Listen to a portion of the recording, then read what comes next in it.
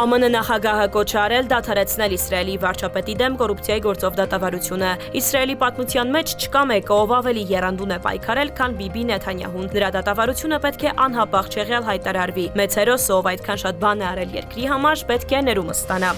Վաշինգտոնը պատրաստ է Իրանի հետ քննարկել խաղաղ միջուկային ծրագիրը, բայց կտրականապես դեմ է ուրանի հարստացման Իսլամական Հանրապետությունում։ Թրամփի հատուկ դեսպանորդ Ուիթքոֆի հայտարարությունն է։ Իրանի հետ քննարկումը հիմա կլինի այն մասին, թե ինչպես կարող ենք վերաձևակերպել նրանց քաղաքացիական միջուկային ծրագիրը, որպեսզի այն ավելի լավը լինի եւ չներառի ուրանի հարստացում։ Հեռախոսազրույց են ունեցել Ադրբեջանի եւ Իրանի նախագահները։ Ալիևը եւս մեկ անգամ արտահայտել է Ադրբեջանի դիրքորոշումը Իրանի եւ Իսրայելի միջև հակամարտության վերաբերյալ։ Մտահոգություն հայտնել տարածաշրջանում իրավիճակի սրման, ցավակցություն հայտնել Իրանի դեմ հարձակման ընթացքում զոհերի կապակցությամբ, ապա շնորհավորել է Իսրայելի հետ հրադադարի հաստատման առիթով։ Իրանի գերագույն առաջնորդը շնորհավորել է Իրանի ժողովրդին Իսրայելի նկատմամբ տարած հաղթանակի կապակցությամբ։ Նրա խոսքով Իսրայելը գրեթե փլուզվեց եւ ջախջախվեց Իսլամական Հանրապետության հարվածներից։ Ամերիկան ստիպված եղավ մտնել ուղիղ պատերազմի մեջ, գիտակցելով, որ առանց իր միջամտության Իսրայելը կջնջվի երկրի երեսից, հայտարարել է Խամենեին։